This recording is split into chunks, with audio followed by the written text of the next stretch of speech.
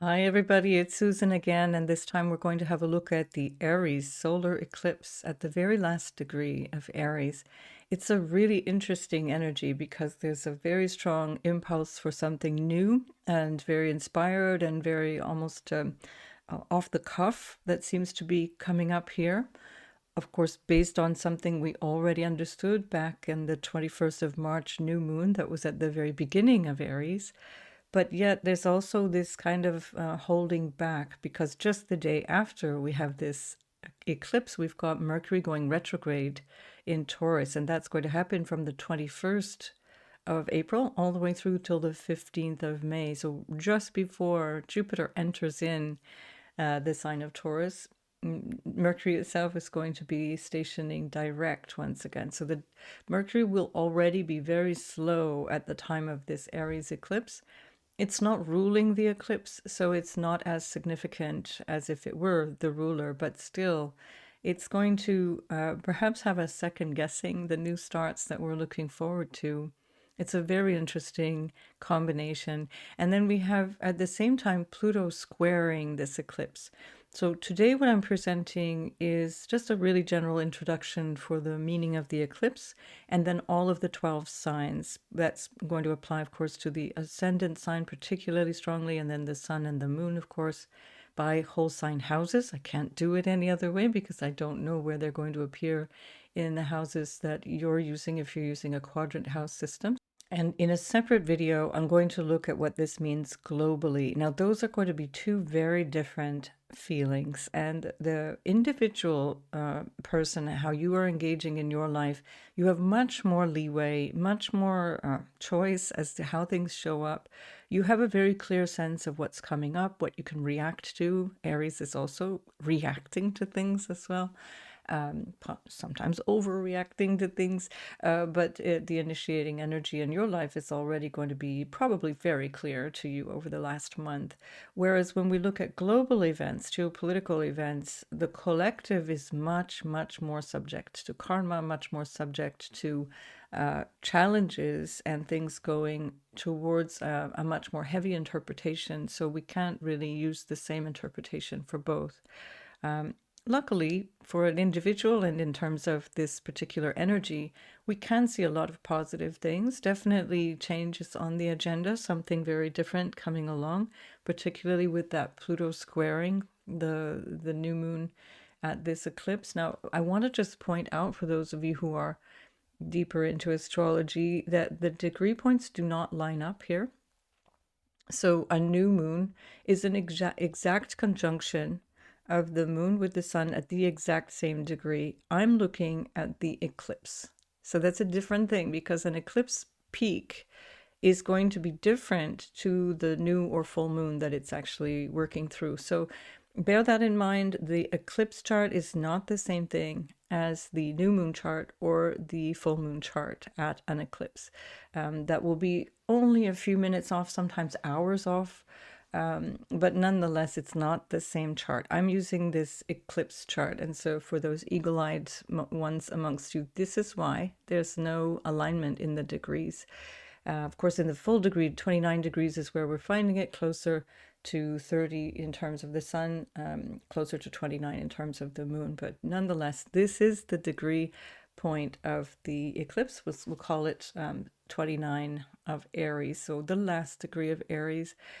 What really is nice about this eclipse is that we still have this kind of vibrancy of the recent Sun and Jupiter conjunction. So at the time that I'm actually making this video, which somehow took me 7 days to find the time to do, which is very much a stellium and Aries kind of feeling, I have been so busy with consultations and doing other things, as some of you know, negotiating with my landlady and things like that, that this is now the time that I'm doing the video, which is about the 9th of April. So tomorrow on the 10th, Monday, and Tuesday as well, you're going to see or experience the sun moving into a conjunction with Jupiter in Aries. And that's an annual thing.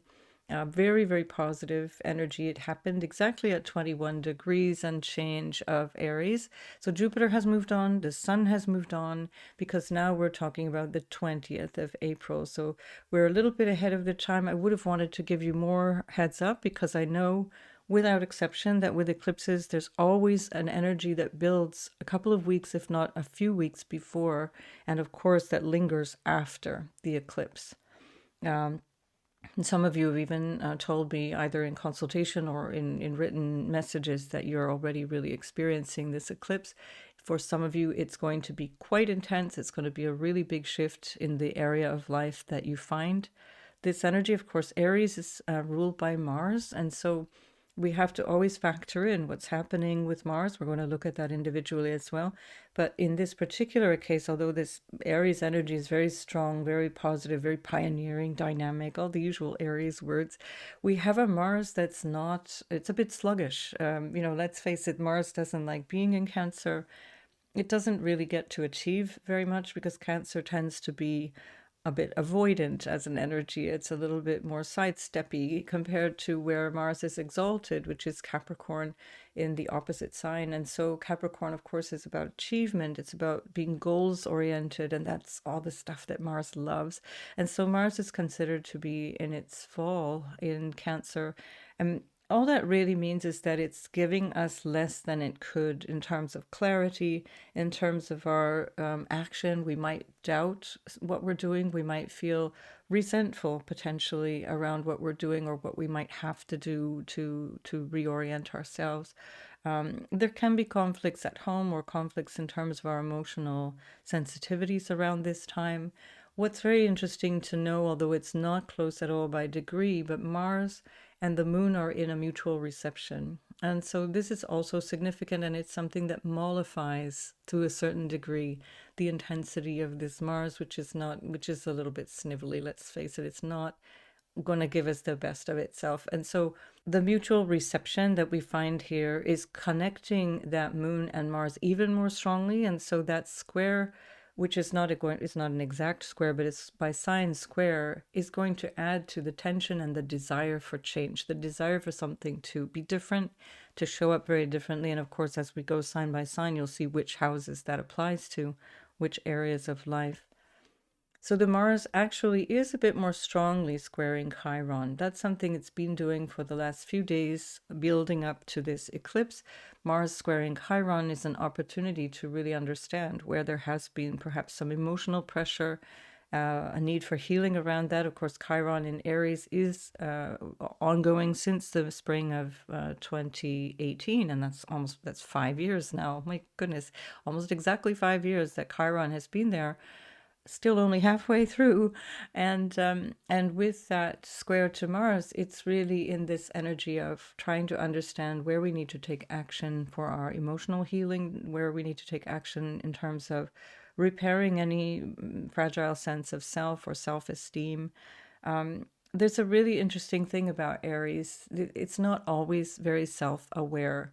It's very self-confident, but not very self-aware. Think of Aries as this very young, enthusiastic child, just full of life, full of enthusiasm for whatever it's accomplished, whatever it's done, like, look, Ma, no hands. This kind of energy is this Aries.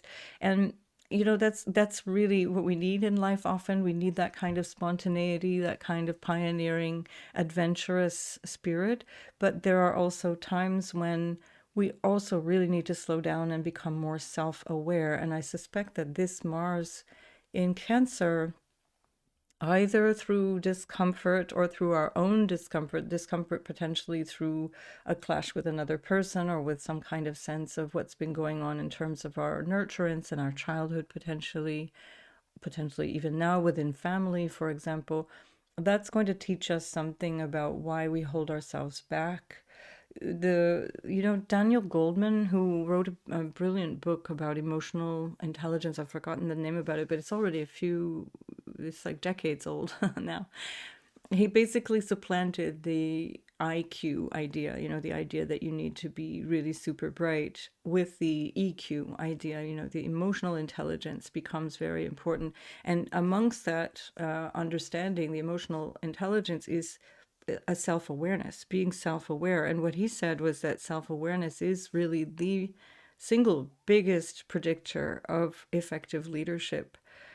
Now, you can take that into your own life and say, well, where in my life am I not leading effectively? And that can just be day-to-day choices. It doesn't mean that you have to suddenly, go out the door and do something on the streets and lead clans of people to some new project. But it's really about what you do in your life in terms of your own leadership. Again, it's going to show up in the house where Aries is found in your chart. But this notion of self-awareness is sorely lacking amongst our world leaders on every level, business leaders, the global political elite. There's so much narcissism, so much sociopathic behavior, very antisocial behavior. And so, on a global level, we have to live through the consequences of their choices as well. So I wonder if this is also part of the story of this Mars and squaring this Chiron, which is very much about maybe a story of emotional frustration or a feeling of danger, not being nourished, not being cared for. That can come from ourselves, not taking care of ourselves, not putting good, clear boundaries on where we need to. And of course, it can come from where we feel we're not being led to a better place. Again, with that Pluto in square to these very important aspects of the eclipse. So it's not quite in a square to the nodes yet, but it will be through most of 2023. It's certainly currently squaring the new moon energy, and that will show up in life. You're going to see that when Pluto squares something, you notice. It's not something you can avoid. It's something that really dramatically shows up in some way. And dramatically doesn't mean negative, for just to make sure you're not going to now go into a complete tailspin. It just means it's outstanding. When something's dramatic, it's big. You see it. It's very visceral. You feel it. And that's something that we can expect globally as well as in our life. It's like, okay, I get this now. This is really significant. I need to do something about this, because with this Aries energy, we've got to do something about it. We've got to take action. And that action has to come from a place of making ourselves feel safe, feel nourished, feel nurtured, feel like we are taking care of our needs. This is the Cancer energy. And again, that will show up very differently for each of you. We have the North Node, of course, to create this eclipse. This is a North Node eclipse, meaning that Rahu, or the North Node itself, is opening us up to something new. So that's another significator of something very dynamic, very new in that sort of Aries way, creating something that is significant in a way that we haven't seen yet. And it's a bit of a harbinger of all of the subsequent months to come in 2023, perhaps longer ahead as well. But actually, if we look at the eclipses coming up, for example, the solar eclipse in Libra, which is going to be the 14th of October of 2023, that Libra eclipse is going to have Mars at the exact opposite point. So at the first degree of Scorpio, that's where the Mars will be at the 14th of October eclipse in Libra. So we're going to get this kind of message coming back to us in one way, shape, or form in October. You can kind of expect a sort of a rappel, a kind of a reinforcement of what's going on right now, and hopefully in some way a feeling of more clarity. Let's say, let's go, because that's a Mars after all, very strongly going into the first to second degree of Scorpio at that time, and this is a Mars ruled eclipse. Of course, the Mars currently being in Cancer, but the Mars, when it moves into Scorpio, is going to be much more significant. And then, of course, there's the lunar eclipse, the very last eclipse that we have in Taurus. And that is going to be also recalling so many of these points. In fact, Chiron, at the time of the lunar eclipse on the 28th of October of 2023, comes back to exactly the same point. It's going to be just a few minutes earlier, like 1617 degrees rather than 1641 degrees. And so it's going to call in the same kind of story. So there's something we're working on over the long term. So we have again, this sense of something new coming in, something very fresh, and what we're desiring to be different, what we're desiring to change. And yet we have to keep coming back over old territory and refining the change. We haven't fully digested it at this particular point. So the spring is going to entail a lot of strong changes, a lot of strong impulses for new things, and at the same time, a need for us to kind of hold our horses and slowly backtrack maybe over territory that we feel we might have covered, and needing to come back to a new understanding before we can then really feel like it's understood and moved on from, I think probably by November of 2023. So quite a big energy right now. Not, as I said, not necessarily easy. And this is, the thing that we also see here is also, by the way, at that lunar eclipse, what I forgot to mention is that that moon, when it's going to be, the lunar eclipse is going to be with the sun at 4 degrees of Scorpio and the moon at 4 degrees of Taurus. And so that's significant because that's where we have the North Node here at this eclipse. So pay close attention, pay really, really close attention to what's happening around this time. We're going to see so many countries and so many leaders triggered in different ways by this particular eclipse, and then again by the 5th of May eclipse. What comes to mind is, people like Joe Biden, who has his moon at 0 degrees of Taurus. We also, Biden has loads of Scorpio in his chart as well. We also, eclipse moon is not usually good news. It's not easy to bear. It's often something quite personal. When an eclipse falls on a politician's moon, we usually see something eventful in that person's life, and this one in particular being in a square to Pluto. So Pluto is coming up to square his moon at the same time. So that's only one of many. And then, of course, we've got Emmanuel Macron, who's got Pluto on his ascendant. So Pluto has just crossed his ascendant point and is now going to go back and forth over that. And I think this eclipse is going to trigger something quite powerful for him as well. We're going to see him probably get baffed off the stage, off the global stage through the course of 2023 and 2024.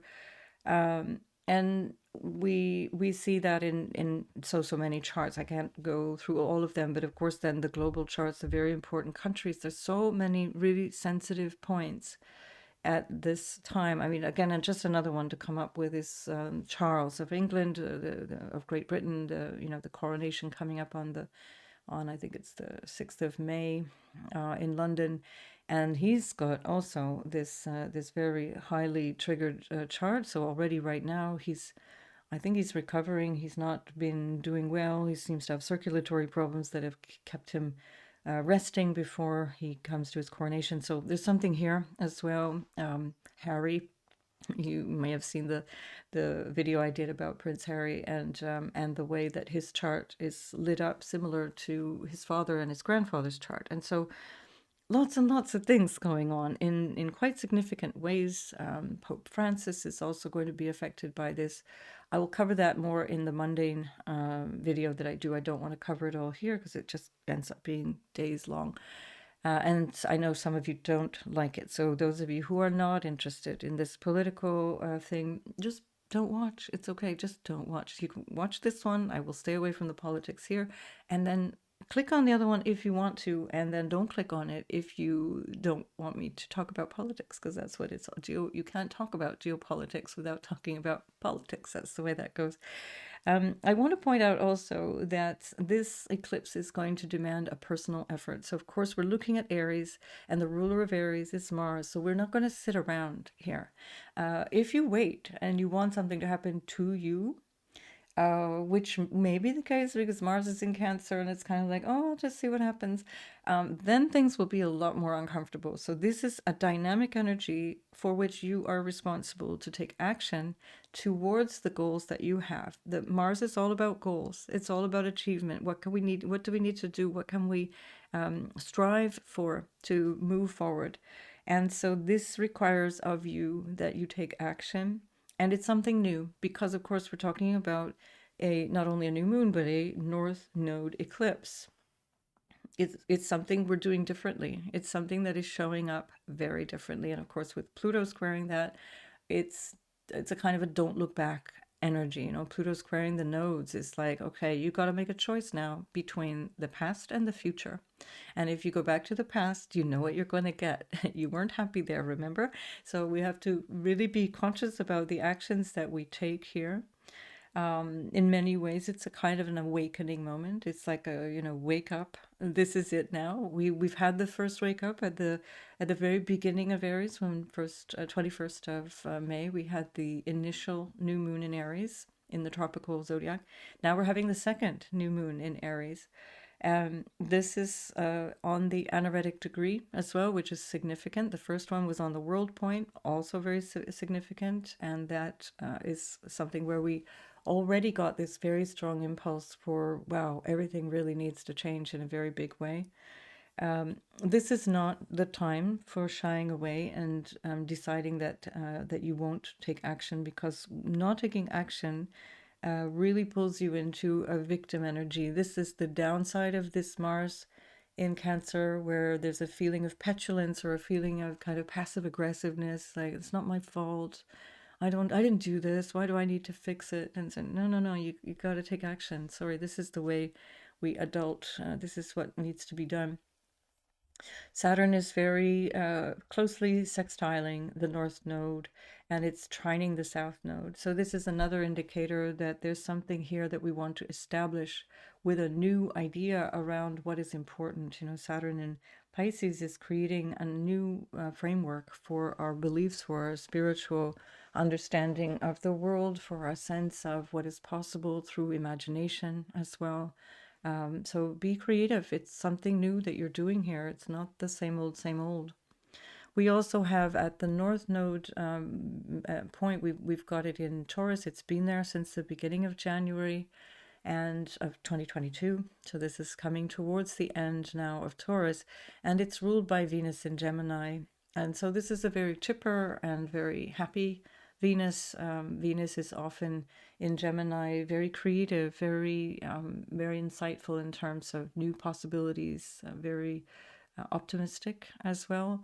It can be a bit fickle, so be careful of that. We see that Venus and Mercury are also in a mutual reception, much stronger than the mutual reception between Mars and the Moon, but very significant because they support each other. Mutual reception means Venus is in the sign of Mercury, Mercury is in the sign of Venus. And so they share a goal in this way, so that we really see these two energies pulling together. They're pulling together for a similar cause, as it were, in the same way that the Mars energy pulls together with the moon in Aries for that cause, this new moon, something different, something that we're acting on in a new and different way.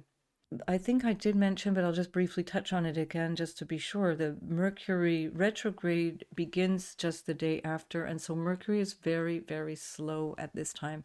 Mercury in Taurus is already very slow. If you know somebody with Mercury in Taurus, or a lot of planets in Taurus, particularly with Mercury, you might hear that they speak very slowly, very deliberately. They're very cautious in terms of changing their mind. One might say stubborn. And so that can also have us, in this particular moment, we're thinking, I know what I'd like to do. I know what my heart says I want to do. I know what I'd really like to do, or what I'd really like to say, but do I dare? And so this is the question, do you dare? Now Mercury is in a sextile quite strongly with Mars. So is Uranus. This is quite important because it's really juicing up the need to think through things and to speak perhaps what it is that you need to speak, which with regards to Taurus is going to have something to do with your personal values at the very least, if not something to do with straightforward financial issues or some kind of security issue, especially because Cancer is also very security conscious, and Mars can make us very defensive around our sense of security or not. This is also happening in the nakshatra of Uttarabhadrapada, which is about basically something to do with feeling disconnected from what is real in the material sense, in the worldly sense of real and solid and three-dimensional, rather than being pulled towards our imagination and this kind of wishful thinking and so on. So there's a risk of being ungrounded at this time. The learning of Uttara Bhadrapada is this knowing that we shouldn't have to separate what is spiritual, what is universal, from what is material. There's no difference, there's no distinction. And by trying to make them distinct and discrete things, we actually end up with either a disconnection from what is right in front of our eyes and we don't see it. We're not looking at reality, the three-dimensional reality. We're not aware of what is really happening in front of our eyes, and we're kind of going with the version that we would prefer. And this, of course, is going to be a bit of a trap. So there's a great need at this time of this eclipse as well to keep our wits about us, to be discerning. We do have Jupiter here that is very strongly about discernment. Jupiter in Aries can also be expansive and impulsive and very inspired energy. But when Jupiter is so close to this eclipse, we do want to keep that wisdom factor in mind, the knowledge and the sense of listening to our instincts. Jupiter in Aries, very instinctual. Aries, very much about that gut feeling. We have to be careful to understand the distinction between a true gut feeling, which is really deep inside. You can only access that by being quiet, by listening, by being in a place of calm and really feeling that come through, as opposed to thinking, this is my gut reaction, but it's actually coming from an emotion, which is coming from the level of the mind. So discernment means that you're noticing the difference between, am I acting from impulse, meaning my mind, or am I acting from instinct, meaning the deeper knowing? And this would be the place to use that energy of slowing down. The discernment can come from that relatively slower moving Mercury energy, the Taurian energy of values and what's important in this world. What can I touch and feel? What can I rely on in this world as sustenance? And we, of course, then need to combine that three-dimensional sustenance with the spiritual sustenance, with the sense of, okay, you know what? I'm going to be okay. I will be all right. There's a lovely quote by Saul Bellow, who is born in Montreal and spent most of his life in the US. He was a really highly important American author in the 20th century. And he said, "My self is thus and so, and will continue thus and so. And why fight it?" So he's saying it's going to be in flux all the time, who I think I am, who I think I need to be. And finally, what he says is, my balance comes from instability. So, but the very definition of balance is to rectify something that feels unstable. We're in deeply unstable times. And so we're just needing now to show up in a way that allows us to be free to every day check in and see where balance comes today. It's not going to be the same balance as yesterday or even this morning. So always have this feeling of, the flux of life it shows you that you're alive. When things stop changing, that's it. You're done. The game is over.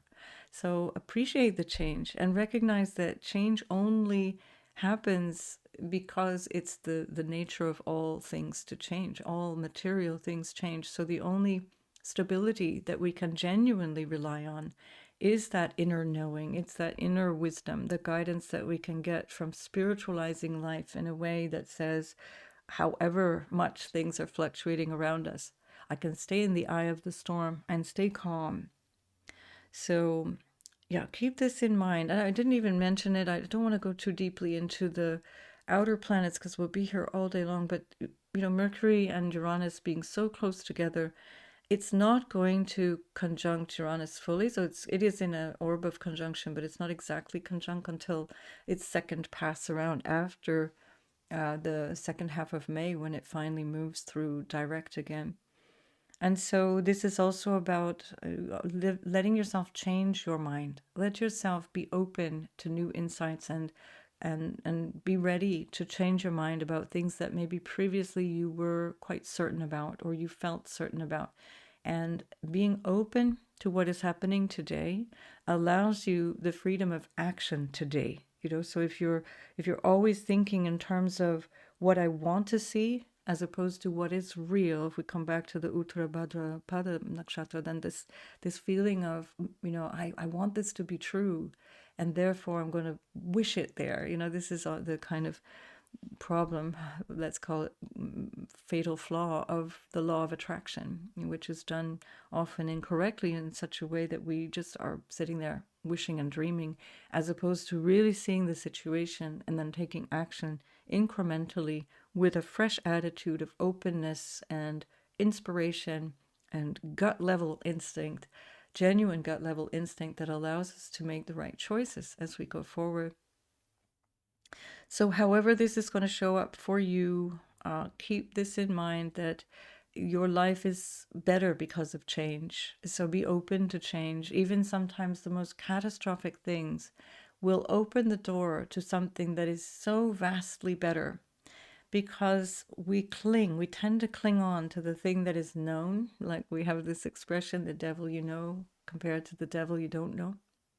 But that really just makes life drudgery. The whole point of life is to live. It's not to accumulate things or to live in a particular way. It's to live this moment and be fully alive to this moment. So keep that self-awareness, develop that self-awareness through this period of time. I'd like to suggest that during the actual eclipse, which will be on the 20th, in Europe here it's early morning. In North America, it's going to be experienced the night before. So you're going to have this experience already on the 19th of April. If you're in Asia or South Asia, or if you're in Australia, New Zealand, it's going to be later in the day on the 20th for you. So you'll be awake. And so it's a good time to just settle and be quiet. Listen rather than think you know yet what is going on. There's too much change to really fully know what's going on. Be open to things not looking like what you had planned. I would say that for all of 2023 anyway, but especially right now around the time of this eclipse, and roll with it and recognize that we got here as a person, as an individual, and as a species because of the resilience of our ancestors, because of the resilience of every single person that went before. The fact that we're even born at all is a miracle. It's a testament to resilience, and it's a testament to the power of life through all kinds of circumstances. And you're not here by accident. So keep that in mind. Life is not, nobody owes you anything. Nobody owes you joy or happiness. You have to cultivate that for yourself. And so you can also cultivate that even in the hardest times. And then you'll really be able to weather any storm that comes along. So let's have a look now at all of the signs for the rising sign and the sun and the moon, and you'll see more precisely how that falls in your chart. So Aries, this of course is happening in your first house. This is a big deal. We've already spoken about this over the last month, so this might sound a bit familiar, although some things are a little bit different compared to the 21st of March when you first had your new moon in Aries. And so what is happening is this new moon is in your first house, but the node itself is in the second house.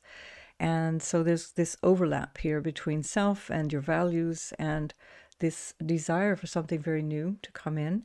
Now, Mars, your ruler and the ruler of this eclipse, is in the fourth house. And that's something that might feel a little edgy around your emotional nature, around your family potentially, around how the house and home feels to you. Maybe there's a desire for something to change, a desire to move potentially, or a desire to renovate or need to. Maybe there's some kind of structural issue that you need to tend to.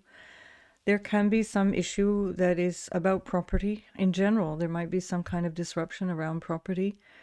There's definitely some combination of issue with what you need to do and what you want, your desires, and how that might pan out for you. And perhaps also around money, because we've got that North Node still in your second house of money, your income, your wealth. It's the money you invest. It's the stuff you own. And that's very significant right now. So I'm wondering, maybe that has something to do with what you want to do with your money. How do you want to place your money, for example? And Saturn is in the 12th house. This is a place where we don't really see what's going on. And Saturn there is kind of putting the inner self in order, if you like, everything behind the scenes, feeling a little bit perhaps restricted in terms of your sense of faith. That might have you feeling a little bit cut off from yourself. All the more reason to sit still and quiet and pay attention to what's going on, so you can really distinguish between your desire nature or your impulsive nature and what is genuinely that gut instinct that can help you so much in making decisions. Rather than being impulsive, coming back to that feeling of deeper, almost animalistic knowing. So be careful, because on the one hand, anger can actually be a strong motivator for you right now, which is good in the sense that you can use the anger, consciously transmute it into action without expressing the anger. So the anger is understood. It's not that you're repressing it, but you're not lashing out. And this is the important part, because the fourth house Mars it can cause disruption to your emotional nature. It can be an extra message of impatience. It is squaring you. And so, that might affect your career decisions, or it might affect your relationship with colleagues or your relationships in general. So it can be energizing. It can be something that gives you a really healthy drive, makes you feel more, if you need it, assertive. But, just keep that in mind, that it can also have you being really short or really impulsive, short-tempered and impatient and impulsive. So again, always a very good time around eclipses to slow down anyway. Mars is also in a sextile to Mercury, which is slow right now. Mercury being in your second house of values, and it's also speech, and it's reconsidering how you think about things in that regard. Maybe around your possessions and money, maybe around family as well, because the second house is also family in the sense of what supports you, all the stuff that supports you in life, including the family. So definitely, take some time, slow yourself down. You do have Venus supporting all of that from the third house, where, it can be very chirpy and happy-go-lucky, and communications and connections with other people can be very good for business as well if you do your own thing, especially if you're an entrepreneur or if you work in commerce of some kind. That could also be, if you do work in commerce, that could also be what Saturn in the 12th is helping you with as well. It's maybe a sense of putting your business in order behind the scenes, getting the bookkeeping sorted, or dealing with new clients from foreign lands or far away. So all of that to say that this is a time of really immense change for you, Aries. It's already been there for the past month, and it's going to remain very, very strong for you really until the end of 2024, because the nodes are going to shift in July into your sign. The North Node will be there for a year and a half, really transforming you and your desires, changing what it is that you want to do, how you want to show up in your own life. So this I see as a kind of a dress rehearsal. It's a preparation for all of that. Which is, don't rush into anything. You've got loads of time. If you have opportunities, seize them if you can, and otherwise let it be. There will be many, many other occasions throughout 23 and 24, which you can really seize and make something out of. So best wishes for all of that, Aries, and I'll see you in the next video. Hi, Taurus. This is happening in your 12th house. This is the hidden aspects of your chart. It's something that is a little bit out of our control, and that sometimes freaks people out, and especially a fixed sign like Taurus. The words out of control sound really scary, but what it just means is that we have to come to terms with certain things in life just happening.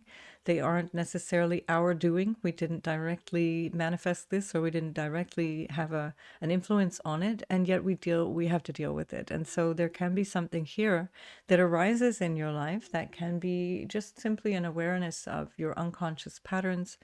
It can be realizing that there has been somebody in your life, including yourself, who may not have had your best wishes at heart. And this is what we call the hidden enemies aspect of the 12th house, where you might have been undermining yourself, or you may have been undermined by somebody else, and now you're realizing that there's something now you can do about that. And what you're the doing part of that is the Mars in the third house, Mars ruling that 12th house for you. And Mars from the third house suggests that it's time to have words. It's time to communicate. Be careful, because Mars in the third can be pretty sharp. It can be pretty snappy. It's not your style usually, although you can be, depending, of course, on other placements in your chart. There's nothing to say that you're all love and bliss, Taurus, as much as that is what you feel most cozy with. But that Mars in the third can have you really dot the I's, cross the T's, and put things in order in terms of how you communicate with people, how you are reaching into community as well, in your neighborhood, or in the energy of people that you see regularly. That can include your cousins and siblings and people like that. Now, your ruler Venus is in the second house, and so this is quite nice because it also suggests that there's some benefit in terms of financial gain or potential for that. You've got this approach of Jupiter coming into your first house in May, so we're building up to that right now. And when Jupiter comes into your first house, it's going to be connecting to the North Node, which means something really new, something quite special happening in your life. We'll talk more about that in May, but this is quite nice, I think, this Venus here in the second house. It is an opportunity to find more harmony and balance around your sense of values, what it is that you need. Perhaps what that Mars is trying to communicate is something filtered through the Venusian values that are expressed here in the second house. Venus is always kind of a significator for you, especially if that's your rising, if Taurus is your rising sign. So you want to keep track of what Venus is doing in the chart. And so Venus in the second can be really fortunate, can be very helpful in terms of making new investments or making some kind of plan, financial plan for yourself, or earning income in a new way. With Venus there in the second house, it's a good time to clarify your values and act from them. You know, the action of Mars in the third house is also about finding willpower and courage to take action. But again, it's really going to be you taking action. So this is not a time to be passive and wait for things to change around you, because you may not like the results. And if you participate in how you're getting things done, then you actually have an opportunity to be influential in terms of what it is that you see. So best wishes, Taurus, and all the best until we meet again in the next video. Gemini, this is happening in your 11th house. That's your hopes and dreams, and it's your long-term plans for life and your friendships as well, networks that you spend time with. And so there's something very new here. There may have been already in March, from the 21st of March particularly, some new inkling of an idea of maybe changing plans, changing goals, recognizing where old dreams were no longer viable and a new dream needs to take its place. And so here's an opportunity to really do that. With Jupiter there, this looks really, really favorable. It looks really positive, especially if it's something to do with money. This can bring in a new source of income, especially if you're your own boss, if you're doing things on your own. And this is definitely helpful in terms of, you know, starting new ventures around money, whatever kind of source of income. You've got Mars in your house of income, and it's ruling this eclipse. It's also ruling that Jupiter in the 11th. And so maybe there's something there about, you know, really working towards new money security, new sense of how to make new money. It certainly seems like money's playing a big role for you right now. Venus is in your first house of self, and so that feels very pleasant. It feels really nice. You feel attractive and well. People respond to you in a very, very good way as well. And because it's Venus in Gemini, that can also add to the emphasis around money as well. So because the North Node is also in Taurus, ruled by that Venus in the first house, we're looking into ways that you might have not been aware of certain things happening, or that you might have felt the need to kind of step back from active life since January of 2022. And this also might indicate now what to do differently, where there may have been this tendency to, I don't, just pull back and not really want to engage in the same way as you did before, and realizing that, you know, you're changing a lot. The foundations of your life have changed a lot. You've had Mars going through your house since from August through till March. There was a lot of activity. So maybe this North Node in the 12th house, one last sort of hurrah as you think in terms of new goals and new plans. Maybe one of those goals could be resting more, taking care of yourself more, being more self-aware, more aware of what's going on beneath the surface of things. Gemini, as happy-go-lucky as you are, that superficiality can sometimes undermine your own happiness, you know, trying to be cheerful, often for others, you know, trying to uplift others, but actually you might need to just switch off, and even if you need to put on your sad face, just switch off and just be there in your own space. And with your ruler, Mercury, going retrograde just the day after in that 12th house, it does seem like a really, really good time to switch off a little bit and slow down, and don't be frustrated if things are not going outwardly as you planned. It's a really good time for reassessing things, revising work that's already been done, for example, or doing behind the scenes work if you're a writer, for example, or if you need to create content behind the scenes. When Mercury is retrograde in the 12th house, you really can put your head down and get stuff done. And so that's super beneficial. And you're going to have Jupiter moving through that space in your chart for a year, starting from mid-May. So I think you can already sort of line your ducks up in a row in that regard and decide what you want that to look like, because whatever it is, Jupiter's going to come in there and expand it. And that can be a really, really good time for learning, for self-discovery, for spiritual pursuits, for understanding deeper mysteries of life. So I think with all of that push that Mars has been giving you for 7 straight months, just like non-stop being on the go, this potential for you stepping back and contemplating a little bit more doesn't have to mean you're not working, just that you're slowing the pace down, that you're turning the gaze more inward. That can really bring you a lot of benefit. So with Saturn going through the 10th house, this may be challenging in the sense that some of you, if you're taking on more responsibility, will have to show up somehow. But that Saturn is still in an energy that's quite favorable in terms of this North Node right now at the eclipse. And so it can be that you really are feeling ready to commit to something. It just isn't ready to see the light of day yet. And so that Saturn can really help you feel your determination and your ambition in your goals in life. And the new moon at the time of this eclipse is maybe highlighting what those new goals or the new aims should be. So best wishes for all of this, Gemini, and I'll see you in the next video. Cancer, it's happening in the 10th house for Cancer, Sun, Moon, and Rising sign, and especially from the Rising sign that's really clearly in the 10th house. It's 10 houses away from your Sun or Moon, so regardless of what house system you use, you'll count 10 signs from Cancer and you'll arrive at the 10th house. And so here we've got Mars in the first house for Cancer, which is making you feel more dynamic. And that same Mars is ruling your 10th house. And so it's giving you quite a strong impulse for making something change in your life, for this kind of sense of, I've got to do this. I need to make this change. That can come through a setting of new boundaries, especially emotional boundaries, or boundaries in terms of your where you need to conserve your energy, especially when Mars goes through the first house. Particularly Mars in Cancer, it can be very tiring. You know, speak to your Gemini friends, find out what they've just gone through. But Mars in Cancer particularly can be tiring, and so slowing yourself down, taking right action rather than just all action, it's really helpful. Being discerning about where you put your energy is really good.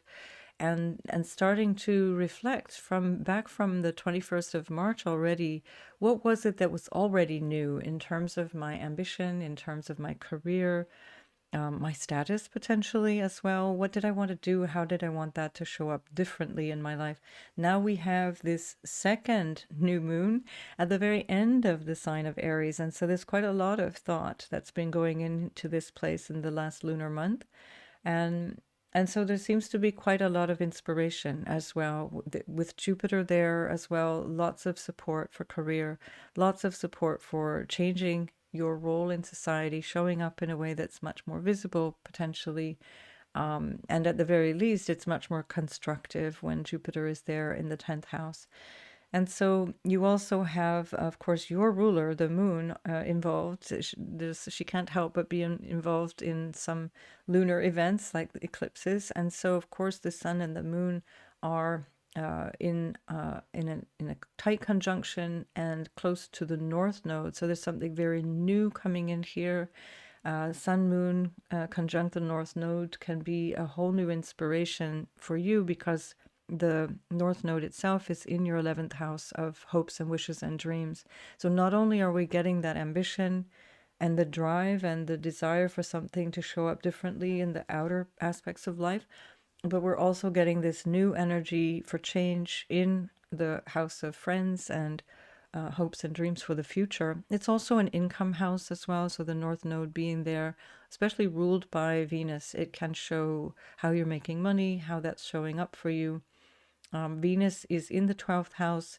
So often when Venus passes through the 12th house, we have to take care of spending, take care of foolish ways of dealing with money, for example. That can be because it's the house of loss. When Venus is going through there, we may not be able to earn as much, or we might find that actually there is something we need to take care of in terms of, some potential for being defrauded or being taken advantage of with Venus going through there.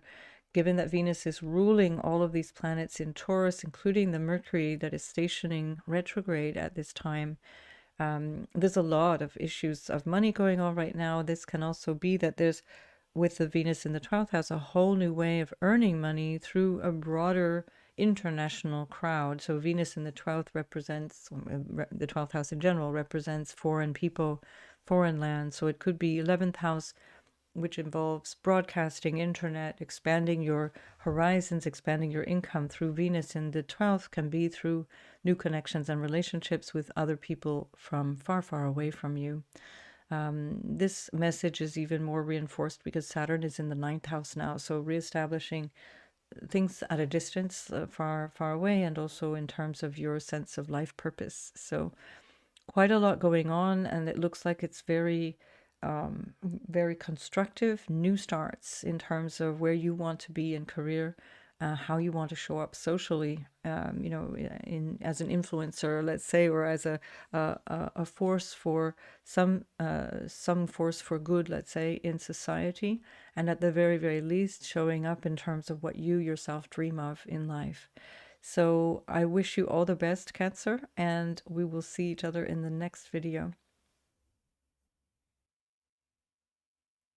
Leo, this is happening in your 9th house. This is the house of what you do and how you do it. It's the thing that you feel drawn to doing, the higher-minded purpose of life. You've had quite a lot of energy here. You've been hearing me talk about the 9th house for quite some time because you've had both Chiron as well as Jupiter there for a very, very long time. And so this is just an ongoing theme for you right now. What am I here for? What am I doing? How can I do it better? How can I show up better? And now, for the second time in one lunar month, we've got a new moon, and it's happening now at the end of the 9th house. So it's really on the cusp of what you do out in the world, the 10th house, where we find the North Node. And the North Node has already been in your 10th house since the beginning of January of 2022. So that what you're understanding from the 9th house very clearly over the last month, you're pulling into the 10th house very strongly. And so this can be a super boost for your career, can be very helpful in terms of what you feel ambitious about, what your drive is in terms of your career direction, or of course that can just be your life status as well, changing the life status and recognizing where that needs to be different for you. Your sun, of course, is the ruling sign for the ruling planet for you, Leo, and the sun is a very significant part of this solar eclipse. It is indeed in the very name itself.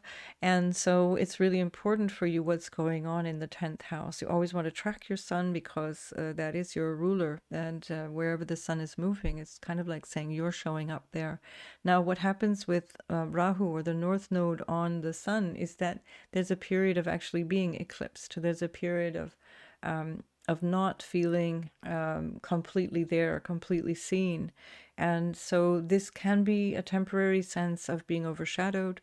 It can be a temporary sense of really needing to ask deep questions about who am I? You know, what is my identity? You've been asking for a very, very long time now. What is my role? What is my purpose in my life? What is my higher purpose in life? Should I study? Should I teach? Should I go away and learn something? Well, all of those things are possible. This can also be as banal as, am I a lawyer or do I want to give up the law? Am I a doctor? You know, the professionals always show up in the ninth house as well. So, you know, these kinds of things are quite existential for a Leo because the sun, when it's eclipsed, it's something that's it's kind of refreshing. It's like hitting the refresh button. Every new moon is like that anyway for you. It's like a kind of a rebirthing phase, both for the moon and the sun. And here we have with the north node there an extra message of a new expanded way of being. So think long term, think large, think in terms of how you want to show up, because now much more of your energy is going to be focused in on this sense of my role, particularly because that north node is moving from your house of career into the house of purpose and this higher sense of what I'm here for from the middle of July until the end of 2024. So quite a big deal. Mars is in your 12th house and it's ruling this eclipse from the 12th house. So this could have something to do with foreigners and foreign lands, because the 9th house and 12th house both have to do with faraway places and people who are different to us, ideas that are different to our usual ideas, long-term travel, long distance like pilgrimages or travel with a purpose or conferences and this kind of thing. And with Mars in the 12th, there's a lot of itchiness around either getting stuff done, having a feeling of being really driven, but it's more behind the scenes. Or it can be, from a psychological point of view, it can be kind of emotionally annoying and aggravating, just feeling really impatient. So take some time, take a little break, slow yourself down, because luckily for you, it's only there for 7 weeks. Think of your lovely Gemini friends who had it there for 7, or your Cancer friends rather, who had it there for 7 months in Gemini, which is the 12th house for Cancer. And so you're getting this kind of drive that is churning on the inside, but not necessarily clear yet from the outside. So if that's the case, take lots of deep breaths. Don't act impulsively, Leo, which might be a desire or a tendency right now. Think that the ninth house is actually really, really beneficial. The sun, anyway, loves being in the ninth house. And it's a very positive energy, I think, for Leos, and also especially because the North Node is ruled by this Venus in the 11th house of luck as well. The ninth is also a lucky place, and your hopes and dreams. So there seems to be something very positive growing here. It's just that you're not yet seeing that. So if you're feeling a little bit doubtful about your role, just take some time. Things are shaking themselves up. Definitely listen to the introduction to hear more about that. And then later, as things start to settle and your perspective grows, then you'll be ready to jump in with both feet. Good luck with all of that, Leo, and I'll see you in the next video. Virgo, this is happening in your 8th house, and this is all about new insights, deeper unconscious patterns of thinking or feeling in life. The 8th house is the house of intimacy as well, and intimacy doesn't necessarily mean sex. It can do, but it's not really specifically about that. It's about intimacy in the way that you can feel vulnerable with other people, vulnerable with yourself, vulnerable enough to look deeper into yourself and into your fears, for example, into a little bit of what makes you tick. Now, you've been doing that basically for the last 5 years because Chiron has been in that sign of your chart. And so this is not new, but it's very intense at this point. You still got Jupiter there as well, which has been there since the end of last year, 2022. And of course, with the new moon right there, it's calling in something very new in terms of what it is that you want to understand about yourself. Mars is ruling this from the 11th house, which is suggesting that there's quite a lot of energy around new goals and new ideas about what it is that you want to do. It's really about a drive for something different, including even a drive to make new friendships, to meet new people, getting out more, having a sense of, I want, a broader base of friends. I want to be more involved socially. This is also an energy potentially of politics as well, because we have the North Node in the 9th house. Mercury is there in the 9th house, and it's also telling a story of politics. So showing up in a way that might be more through activism or service in terms of a broader service to society, because you're all always motivated by some form of service, being useful, being helpful. Shouldn't be at your own expense, but it should be certainly motivated by your values. And so we definitely have a lot of energy. Your ruler is going to be, so Mercury, your ruler, is going to be retrograde just with a day after this eclipse. And that's going to be all the way through till the middle of May, just before Jupiter moves into this 9th house. You're going to feel like a really broad opening out into the world when Jupiter moves into the 9th house. It's just going to feel like a breath of fresh air, because Jupiter is in a part of the chart that is quite hidden. You're not really feeling a direct benefit to Jupiter when it's in the 8th house. So you get a lot of perhaps emotional support or even financial support from others, but you're not really experiencing that in terms of your outer life. And now when Jupiter moves towards the top of your chart, which it's going to be doing for the next 3 years, pretty much, 2-3 years, 4 even, it's a really lovely opportunity to really spread your wings and shine. And so whatever you're deciding now, whatever you want to start new and fresh based on what you understood about your perhaps hidden fears or about things that are holding you back in some way, challenges of some kind potentially, then you're able to take that out particularly strongly in May, but already now you're able to do something about that. Venus is in the 10th house, so Venus is ruling the North Node there in the 9th house. Venus in the 10th is really lovely, makes people very responsive to you. You tend to have really favorable support from people in hierarchy, for example, or just in general in life. It's just a really nice place to have Venus. It's great for career ambitions. It's great for relationship ambitions as well. So your social status is always just much more elegant and friendly when Venus is in the 10th house.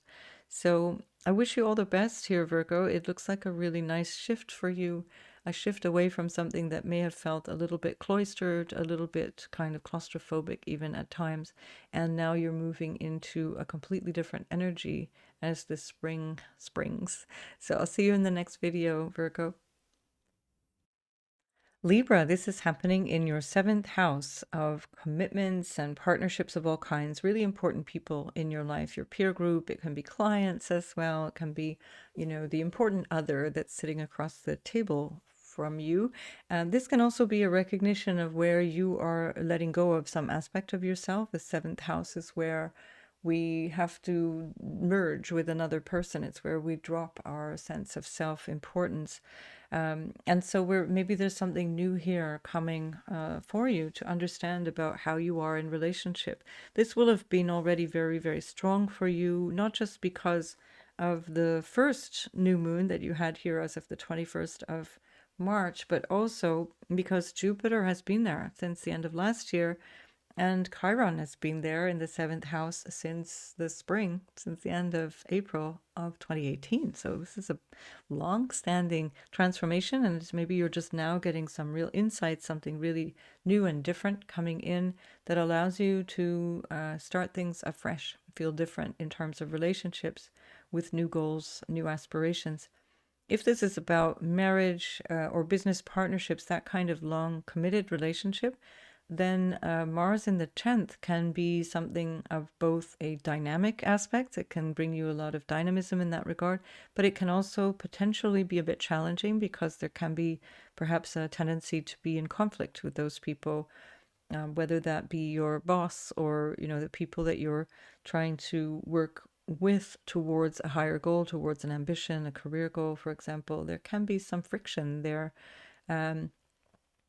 So all the more reason to pull back a little bit and slow down, to be self-aware in terms of how you show up in relationships, because that energy of Mars is ruling that 7th house. And so there's that energy in Mars in Cancer is not always direct. It's not clear. Sometimes it's a bit oblique. Sometimes it's a bit passive aggressive. It can be sidestepping responsibility as well. And if any of those things are happening in such a prominent place in your chart, you can cause some upset in terms of your careers or in terms of how you're showing up in the world. So your status and your partnership are really closely tied more than ever at this time. And they're certainly uppermost in your priorities at this time as well. So it's definitely something to become really conscious of.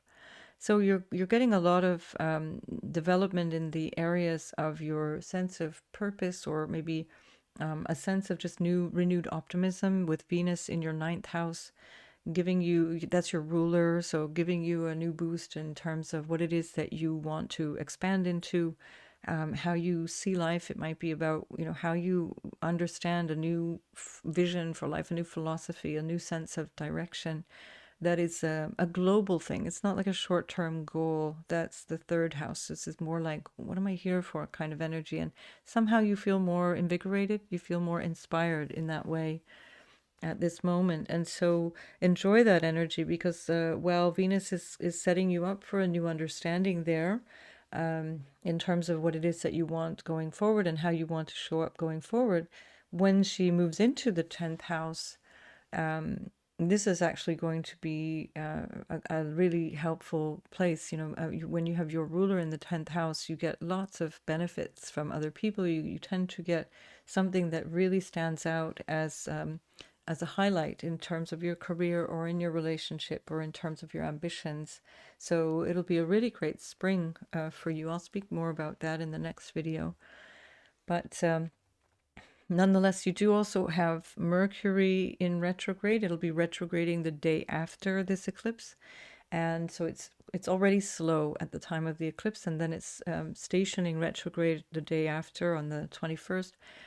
And so that's going to be an opportunity to revise perhaps contracts and agreements. If you have any issues with loans, bank, or organizational stuff between you and another person, including your spouse, for example, but it can also be with all kinds of people. It's whatever you share with people. That seems to be an area where there's been quite a lot of focus, certainly very much so since January of 2022, but also because Uranus has been going through there. The focal point has been the last 5 years pretty much, and that can include just your marriage in general, but it's with a specific reference to who pays for what and who earns what and so on. That may have felt quite insecure for a while, especially because Saturn is going through the 6th house. This is not a good time to engage in taking a loan. So Mercury retrograde in the 8th, ruled by Venus. It's not a good time to take on extra debt or extra responsibility if you can avoid it. So, after the middle of after the middle of May, that will be better.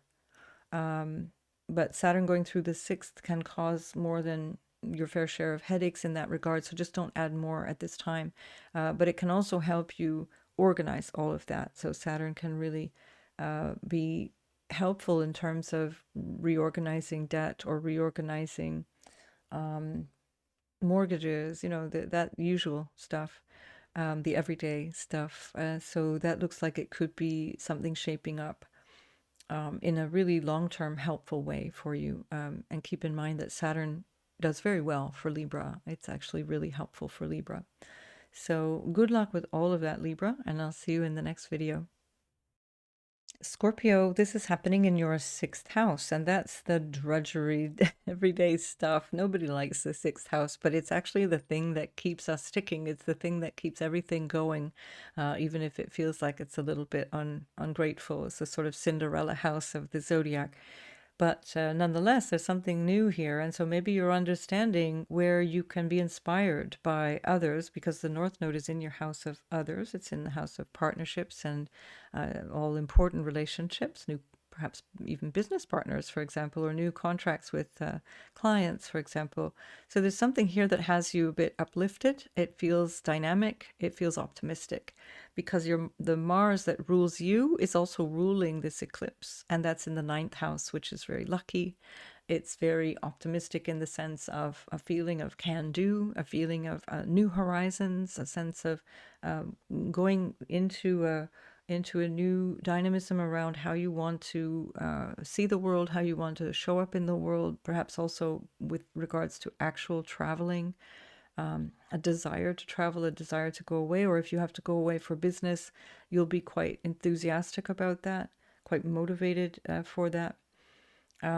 So this is definitely something that I think is going to brighten up your day a little bit. You've already had a nice bright patch because you've got Jupiter in that sixth house since basically Christmas of 2022, and so it's not been all bad, but it hasn't been very easy either, because you've got Chiron moving through that house since the spring of 2018, and that may have highlighted some either physical or emotional health issues that may have needed your attention. If that's still the case now, then this is definitely a new opportunity to seize, where you can decide on a new way of taking care of that, taking care of yourself. It might be something as very banal as, how do I show up in my day-to-day work? But again, looking very optimistic. It looks very, very positive in so many ways. And in having that sense of what is my schedule? Is this working for me? Is this running me down? Or is it something that supports me? Just keep all of those things in mind. Those day-to-day things are a little bit less sexy, but they're very important for the rest of the functioning of our life. Speaking of sexy, we do have Venus in the eighth, although, Saturn's in the fifth at the same time. So not really clear how that's working out for you, I'm sorry to say, Scorpio. But Venus in the eighth can be very good for not only intimacy with people, both sexually and just simply emotionally connecting, but also it's very good for money. So you can maybe receive money from another source or another person, perhaps something that's long overdue or something that comes a little bit out of the blue as well. So Mercury is retrograde the day after this eclipse, and that's in your seventh house of relationships. And that Mercury retrograde is also going to give you an opportunity for the 3 weeks following to reflect on your relationships and your role in relationships, the people in your life in relationships, all of those big questions around that. If it's, for example, with clients, then you can review, do I need to fire some clients? Sometimes we have to do that. Or do I need to be more clear in the way I'm communicating with clients, for example? So all these kinds of practical things. And that, of course, if it's in terms of your marriage partner or some kind of very important friendship, then that Mercury retrograde can have you reviewing something that might need to be clarified, or even just stepping back momentarily from the relationship for reasons that are not necessarily due to any conflict, but just because you're too busy or there's a need to look elsewhere. So make the best of that time, because it will reinforce whatever's there for you in the seventh house, to go back over things from the past, go back over things and revise, structures of relationships, expectations, the way you communicate with each other. All of that stuff will be reinforced by a stepping back with Mercury retrograde. And I think that's not such a bad, use of your time in the couple of weeks, certainly in between the eclipses, and definitely from the time of this eclipse until Jupiter enters into your seventh house in the middle of May, just as Mercury is stationing direct. So it's going to be a kind of a nice sense of clearing space or doing some housekeeping with regards to relationships, preparing the way. You can think of it as that, like preparing the way, putting out the red carpet for when Jupiter moves into your 7th house, which usually is very good for expanding issues in relationships, in terms of new relationships, potentially, if you're looking for one. And don't despair, by the way, I did say the Saturn is in the 5th, but that can also be if you're looking for a new relationship, or especially when Jupiter moves in there. When Jupiter is in the 7th and Saturn is in the 5th, you can actually establish a really committed relationship. So, so don't let that be a downer.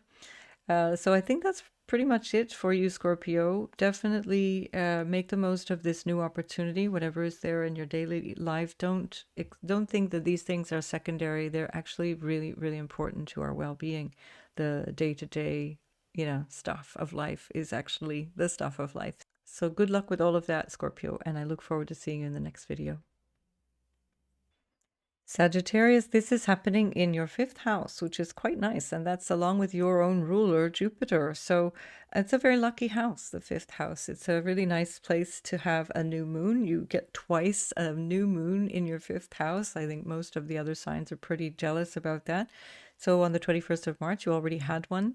Now you're getting the second one at the very end of Aries in your 5th house, and Jupiter, your ruler, is connected to this. It's about 6 degrees off. That's exact, maybe 5 and a bit degrees, 5.5 degrees, but it's still really worth paying attention because it's representing you. Wherever your ruler goes, wherever Jupiter goes, we want to pay attention. So there's definitely something new in terms of what it is that you want to do with creative impulses, or this might tie into your work, and especially so if you're an entrepreneur. If you are an entrepreneur, this is a really dynamic energy for something very new to come in.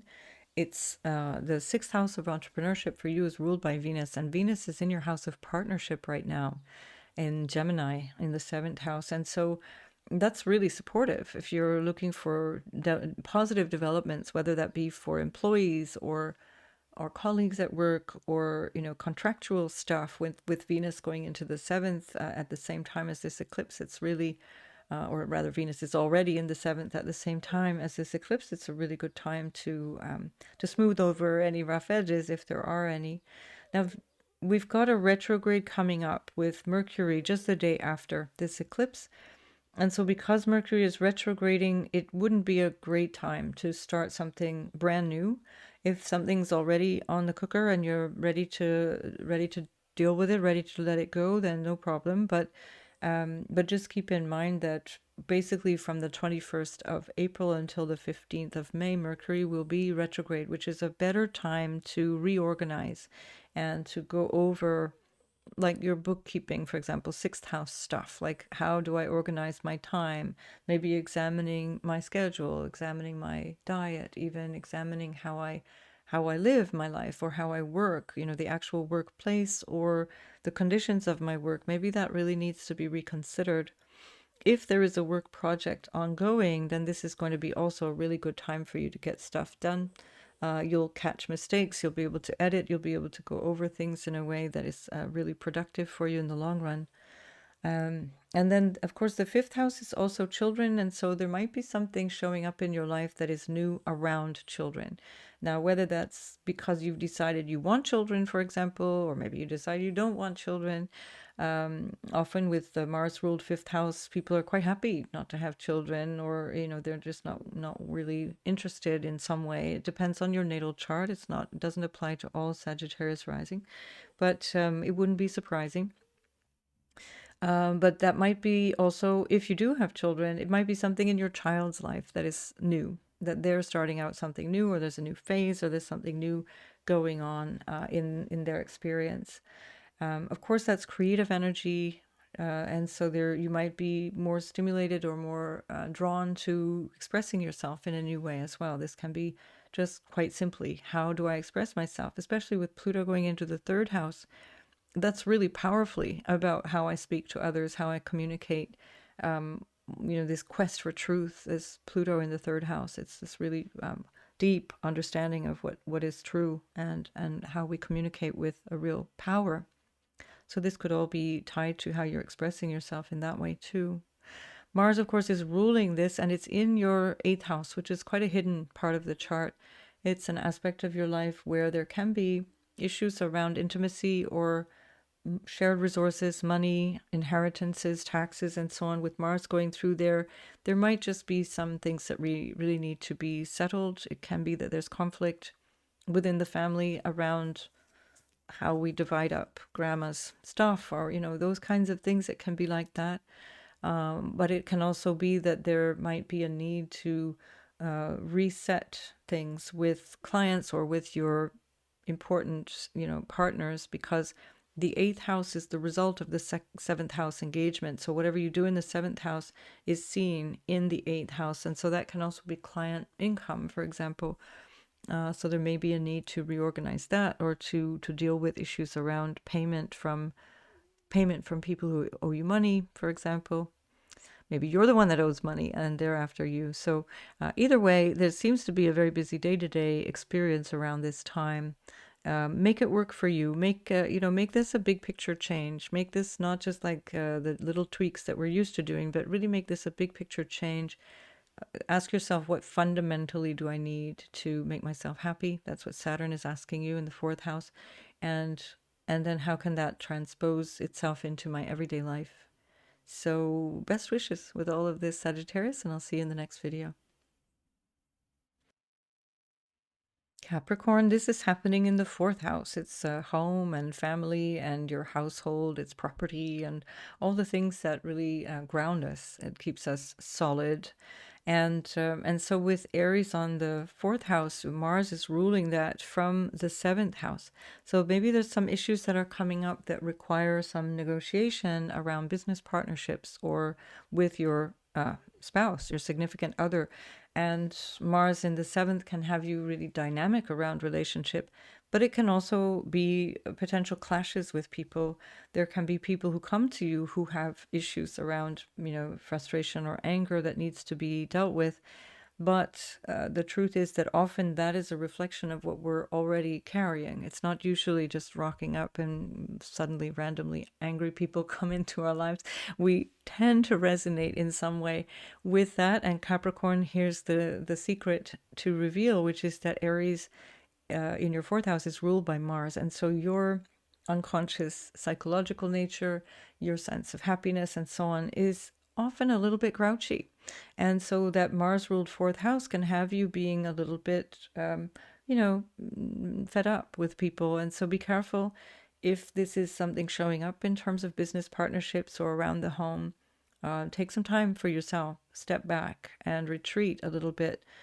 Saturn, your ruler, is in the third house of communication. And so there can be this feeling of not being able to connect or communicate with people in the way that you would like, or on the other hand, that you may be realizing that there's a need to restructure and change the way you communicate. This could be also around skills that you might need to upgrade, or your short-term goals, for example, that you might have realized need to be redefined or honed in some way. So whatever way that shows up for you immediately, it's going to have a long-term impact because of that Saturn going through the third. And Mercury's in the fifth house. That's children as well. Mercury is there along with the North Node, which is pulling in the energy from the fourth house solar eclipse into the fifth house. They're overlapping there. And so this could also have something to do with your children. Maybe there's issues around how you are expressing yourself with your children or having a connection with your children in some way. And Mercury, of course, in the fifth can also express creativity. It can be about self-expression in some way. And that can also be, especially if you are an entrepreneur, it can be very interesting to develop something new, have new ideas. Mercury is very close to Uranus at this time, so it can be very inspiring, new insights, something inventive coming up there. At the time of this eclipse, just the day after, Mercury is going to station retrograde, but it's already very, very slow at the time of this eclipse. And so there will be a process. Even though you might have discovered something, you might want to launch something, you might want to start something and initiate something very different. With Mercury slowing down and then going backwards, there may be a feeling of, wow, I can't do this right now, or I need to, it's kind of like, hang on, I just need to double check this. And so use that time, take the time. you're good with taking time, Capricorn, because Saturn is your ruler, and so you understand the importance of being, deliberate and being cautious and taking the time necessary. In your everyday life, you've got Venus in the sixth house, and so that can be quite pleasant. It can really smooth out those rough edges of having Mars in the seventh house, for example. Can have people a little more favorable towards you, especially if you've got employees, for example, or colleagues at work that you might need to collaborate with. It will really help you in terms of collaboration. So yeah, it looks like a really interesting time. It's going to be also a sense of your own personal sort of excavation of what it is that you need right now to be happy. Understanding potentially something to do with the mother, something to do with family, your parents in general, can also be here. That question becomes even more important after July, when the North Node moves into your fourth house, and issues around family, potentially childhood as well, home, and so on become really, really important. So make the most of this time. And I don't have to tell you to not shy away from any challenges, Capricorn, but I'm going to say it anyway. Don't shy away from any challenges, because the work that you do now is going to pay off later, because all of this year it keeps coming back. There's a strong resonance with much of this. So adjust what needs to be adjusted. Find that new dynamic energy in these situations that can shift things for the better for a very long time to come. So good luck with all of that, Capricorn, and I'll see you in the next video. Aquarius, this is happening in your third house. And so with the third house, there's a lot of energy. It's busy. The third house is a very busy place. Lots of day-to-day activity, lots of local activity, lots of communication.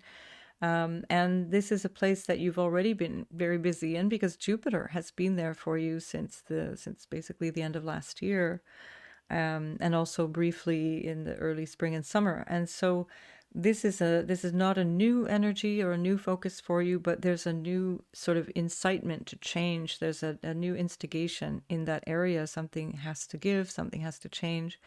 I think it has something to do with how you might want to do work, if you are working for yourself particularly, or how you show up in your work, because Mars is in your sixth house, and that's ruling this third house eclipse for you. So especially if you're an entrepreneur, this is something to take care of, something to connect the dots between how you are in your everyday kind of rushing around and how you are in the work. It can be something as simple as, are you rushing so much that you become impatient, and therefore causing tensions or feeling tensions with colleagues and employees. And otherwise, if it's something to do with your work on the level of what you're putting into your work, the Mars in the sixth can be really real great dynamism for you, really good energy of, getting the most out of every day kind of thing. This is a really strong energy for you right through till the 20th of May. But do be careful of health issues, because Mars in the sixth can cause, things like inflammation often show up. Of course, it depends on the individual.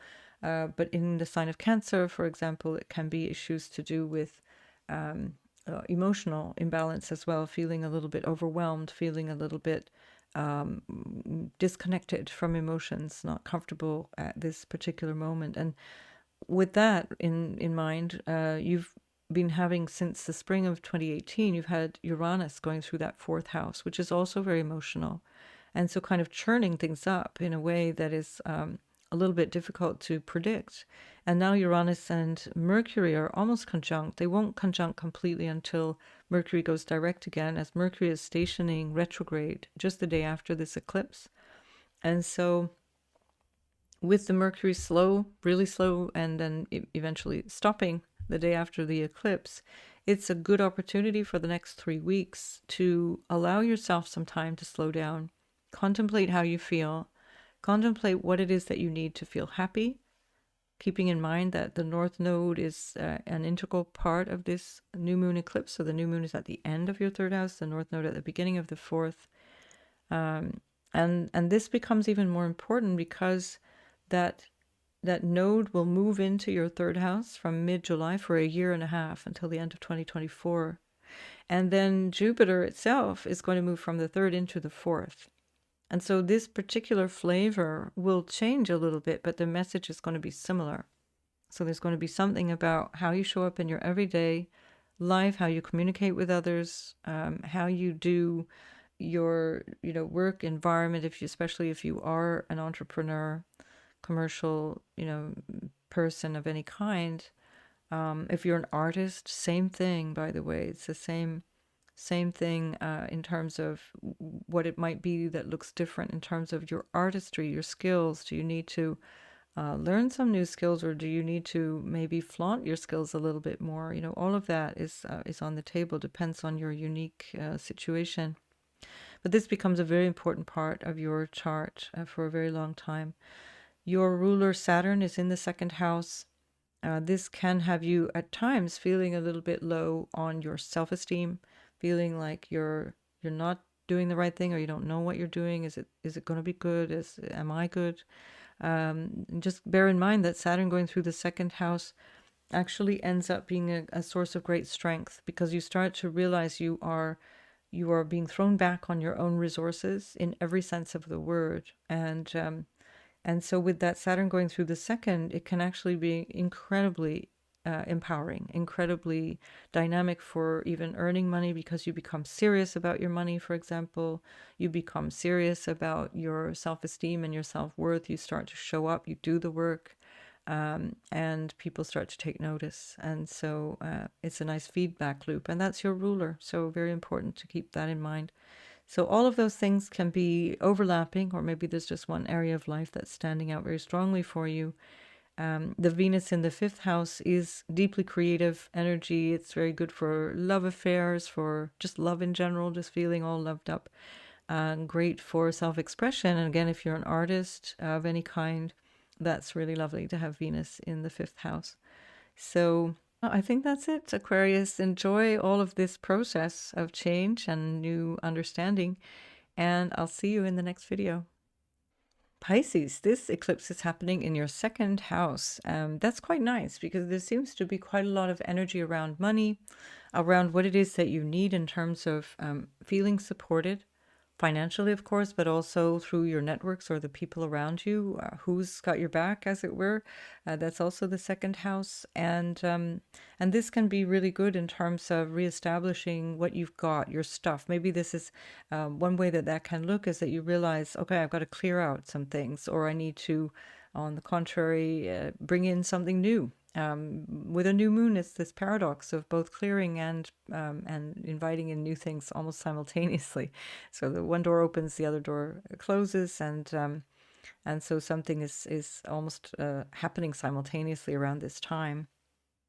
So your ruler Jupiter is in that second house, and that's quite nice, because it has been really favorable for your income since the end of 2022. It's been favorable also for your self-esteem, for getting a sense of what it is that you want out of life, in terms of who you feel yourself to be, in that sense of self, feeding back from the second house into your first house of self, particularly if you are a Pisces ascendant, but you'll definitely feel this with the sun and moon as well. And then, of course, the North Node itself is in the third house, where the North Node has been since the beginning of 2022. And that's ruled by Venus in the fourth. So there looks like there's a lot of activity, particularly around the time of this eclipse, around where you live, how you live. That can be around family, issues around family, because Venus in the fourth is going to be all about that property, about the way that you live, how that looks, and so on. This is going to be potentially an improvement in your house and home. It can be good if you're selling property, for example, or trying to negotiate around property. And that Venus is ruling the North Node in the third, which, as I said, has been there since the beginning of 2022. And so that North Node in the third has really changed the way you communicate. It's really changed the way that you show up in potentially on the internet, because that's also third house stuff, or in terms of teaching, in terms of siblings, and also in terms of your neighborhood, people that you see regularly. So there's been something quite new and expanded in that area of life. And so there's an overlap here between the second house where we find the new moon, and the third house where we find Rahu, the north node, and they're pulling energy in both places. The ruler of this eclipse for you is in the fifth house. Mars in the fifth is actually quite good energy. It gives you a dynamic creativity, gives you a sense of real dynamism around your projects, especially if you're into entrepreneurship or any other kind of independent projects. That's going to be particularly the case. Can be great for romance as well. Lots of passion there, and also just because Mars is not in great dignity in Cancer, it's also worth noticing how it is that you are perhaps with your children, for example, or how you're showing up in terms of your energy. Are you avoiding things? Are you avoiding responsibility? That can be Mars in Cancer as well. Are you feeling emotionally frustrated? Do you need to express yourself? Mars in the fifth needs to express itself, but in Cancer can find it difficult because there's a tendency to want to avoid conflict. And so it ends up being even worse, because then the things that are said end up sounding sarcastic, or they sound passive aggressive, or they sound, just unconstructive, basically. If that's the case, and especially for those of you who have children, be careful that you don't overly, unnecessarily, burn bridges in that regard. And if you don't have children, then this will give you a creative dynamism, or dynamism around athletics and sports and potentially gambling as well. I wouldn't do the gambling thing though, because Mercury is about to go retrograde. Although who knows, why not? I mean, it is with Uranus. Anything is possible, especially since you've got Jupiter there in the second. You know what? After all, just why not? Just be sure that you're ready to lose the amount that you gamble. That's all. Just to be, go ahead and play. Mars in the fifth house is great for playing. This is a time really to reflect on practical issues, with that Mercury retrograde in the third house from the 21st of April till the 15th of May. A really good time to reflect on things that are practical. Reorganizing systems that you use, things that you rely on, whether it be your computer. This is more specifically to you. Often we say that in general for a Mercury retrograde, it's good to be backing things up and double checking things, but it's a good time to review that and let things, find all the bugs, work them out of the system, and then they'll be ready to go then when Jupiter moves into that third house, which is going to do in the middle of May, and that's going to make you super busy. But we'll talk more about that next time. So good luck with all of this, Pisces, and I'll see you in the next video.